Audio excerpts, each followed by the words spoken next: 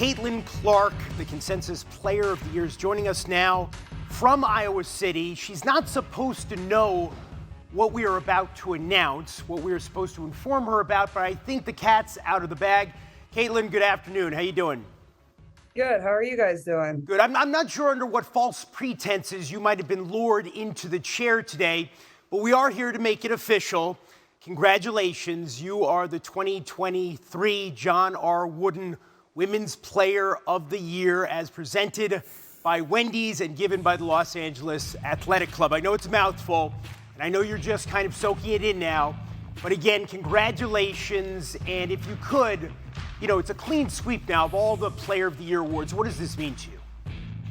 This is a huge honor. This is one of the most prestigious. Obviously, all these awards are a big deal, but, I was a finalist for this award last year. So they do a tremendous job, with the award ceremony, with the banquet. And, I'm just really honored to win this award. Obviously, Coach Wooden is a legend. It's just a big honor to win an award in his name. Caitlin, it's been a couple of days now since the final. 10 million people on average watching, an audience that peaked at about 12 million, the highest rated women's basketball game ever. How have you been wrapping your head around, processing not only what happened in the tournament, but your entire season, the way it elevated the game? It's honestly probably pretty hard for me to wrap my head around. It will probably take me a few weeks to reflect on the whole year. But, obviously just the last month in general has been kind of a whirlwind. And, I'm lucky to be a part of it. I think our team, we've done a tremendous job, had so much fun. And, more than anything, I know we played the maximum amount of games, but I'm just kind of sad it's over. But, it was fun to compete in the national championship. And, Hawk fans traveled so well to Dallas. And to be able to share that moment with them was, really fun, too. All that you've achieved this season, again, the conversation around women's basketball, particularly in the last few weeks, what do you think it will mean to young athletes out there who aspire to be like you? Yeah, I think that's the biggest thing is, I just want to inspire young boys and young girls to, be able to dream and do the same things that I've done. I was just that young girl. I looked up to, WNBA players, NBA players, college athletes, even other pro sport athletes. So, all you have to do is dream, work really hard, and be surrounded by really, really good people that believe in you too. And that's what I have here at the University of Iowa. So, I'm just lucky that I get to live out my dream on the biggest stage and, make a lot of other people turn into women's basketball fans too. Caitlin, as you're well aware, the last couple of days, there's been this kind of national debate about what happened between you and Angel Reese in the final, the gestures she made towards you, the gestures you had made of a similar nature earlier in the tournament. What do you think about what happened on Sunday between you and Angel Reese? Honestly, I haven't been on social media a ton since, we lost. But I think the biggest thing is, it was a competitive, super, super fun game. And I think that's what's going to bring more people to our game. I think the viewership speaks for itself over the past, tournament run. But even before that, our Big Ten tournament championship game had, huge amount of viewers as well. So, I'm just lucky to be on that stage, competing against some of the best players. And I think people are really starting to realize how good our game is, how good the product is. So when you turn on the TV, they understand it. They keep coming back for more. But, all the credit in the world to LSU. They played tremendous. They made a lot of tough shots on us, but, Kim Mulkey's one of the best coaches of all time. So, you got to give them a lot of credit. But I think we have so much to be proud of. And that's what Coach Bludert told us after the game is, don't hang your head, hold it high because you have a lot to celebrate, a lot to be proud of. And, you made a lot of history for the state of Iowa. I know you don't want to dwell on it, but this controversy and, Angel Reese took a lot of criticism in a way that you hadn't. What do you think might account for the difference there? I think the biggest thing is, we're all competitive. We all show our emotions in a different way. Angel's tremendous, tremendous player. I have nothing but respect for her. I love her game. The way she rebounds the ball, scores the ball is absolutely incredible. I'm a big fan of her and even the entire LSU team. Like I said, they played an amazing game. So, I don't think there should be any criticism for what she did. I honestly didn't see it when the game was going on. And like I said, I haven't been on social media really at all. I'm just trying to reflect back on, what this team did and enjoy every single second with my teammates because, we have two really good seniors that are moving on from our team that have given a lot. And, they've been some of my best friends, while I've been here at the University of Iowa. So I'm just lucky enough that, I got to play on that stage and have that opportunity with them. And I believe I get to play for one of the best coaches of all time, and Coach Bluter, and she believes in me more than anybody ever has. So, I'm just more than anything lucky. As we've been saying, a lot of people have been talking about it, but one of the things people talk about is race as a component of this. Your thoughts?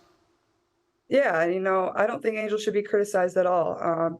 No matter which way it goes, she should never be criticized for what she did. I'm just one that competes, and she competed. So I think everybody knew there was going to be a little trash talk in the entire tournament. It's not just me and Angel. So, I don't think she should be criticized. Like I said, LSU deserves it. They played so well. And like I said, I'm a big fan of hers. I believe that's what makes this game so fun. That's what draws people to this game.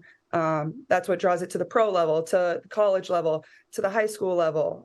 So either way, it doesn't matter. You should be able to play with that emotion. That's what makes it so fun. Nobody wants to tune in and not see people, be competitive and passionate about what they're doing across any sport. That's how it should be. So I believe that's, what it should be. And that's how I'm going to continue to play. That's how every girl should continue to play. So I'm just lucky enough that we have fans support us and, want to watch that type of basketball. Obviously, Caitlin, not the outcome you would hope for, but how do you build on that experience of losing in the final?